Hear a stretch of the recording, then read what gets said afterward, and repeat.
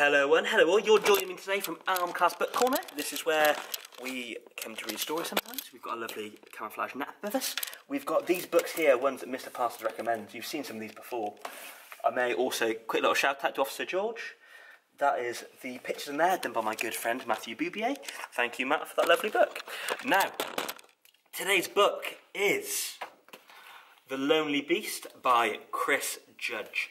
Now, this is all about beasts. You might not have heard of them. Not many people have. But it's all about beasts. So let's open the book and find out. The Lonely Beast. The beasts are very rare. Not many people have heard of them. In fact, they're so rare, there's only one beast in each country. And they don't even know each other.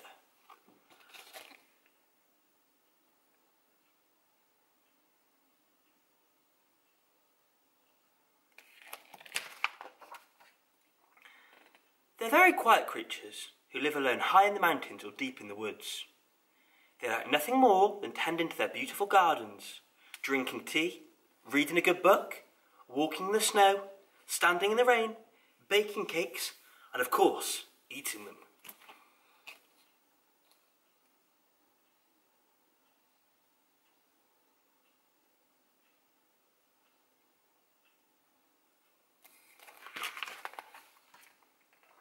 This is the story of one such beast who one day suddenly felt very alone.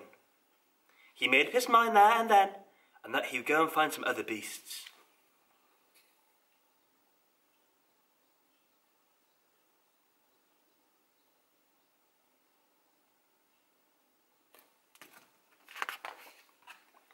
Straight away, he started walking through the forest and stumbled down the side of the mountain. He crossed a dangerous river, climbed down a high cliff, jumped off a giant waterfall, and crept through a dark cave.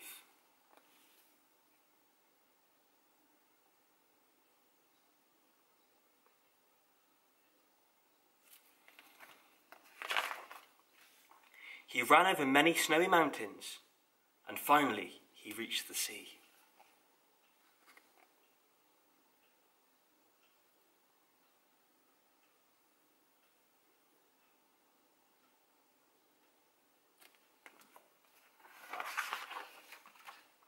He jumped in and he started to swim until he could no longer see land. A seagull rested on his head and he played with some dolphins. He swam and swam and swam until he was very, very tired. So he started to sink, and when he reached the bottom, he started to walk.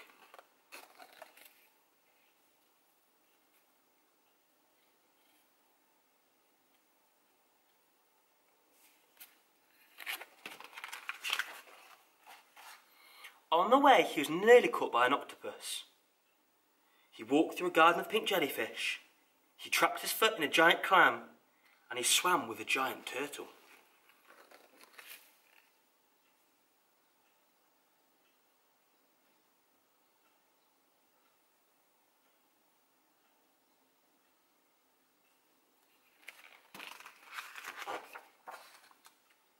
Just when he thought he could swim no more, he hitched a lift from a friendly whale.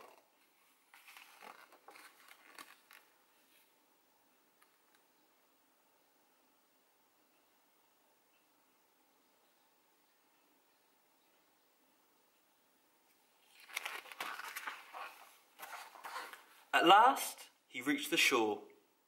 Then he walked and walked and walked and walked and walked.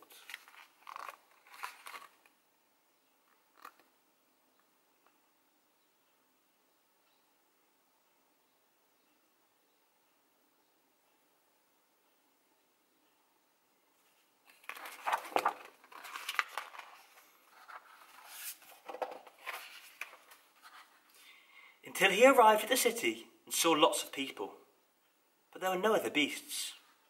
"Hello," he said, but everyone ran away. Curious, the people slowly came back to meet him, and soon the whole city came out to say hello.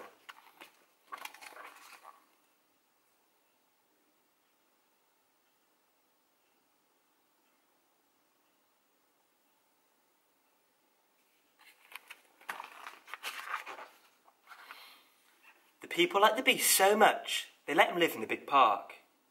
It wasn't long before the beast had made the park as beautiful as his own garden, and every day people came to visit him.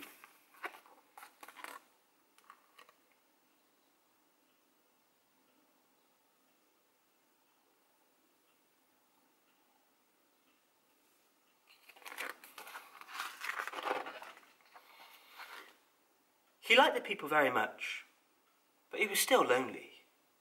So he decided to talk on the radio and to all the newspapers and on television about his great journey to the city and his search for other beasts.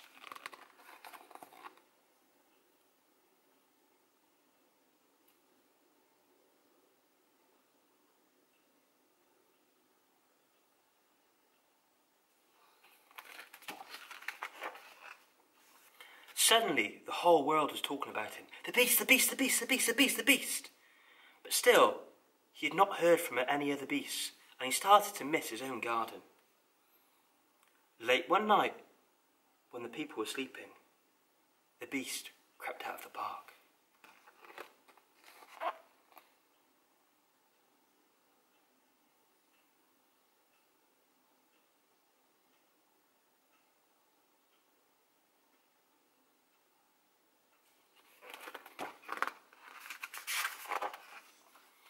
Hurrying through the streets, he left the city.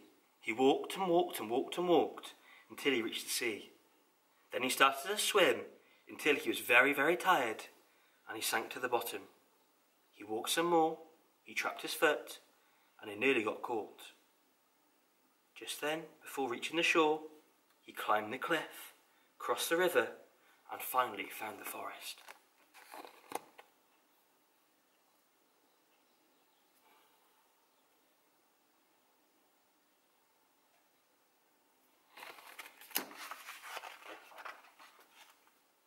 He was amazed to see other beasts in his garden. Welcome home! They had been feeling lonely too, and they had come from all over the world to find him.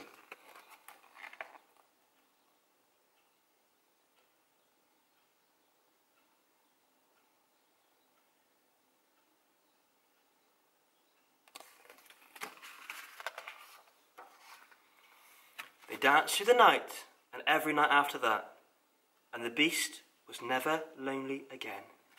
The end.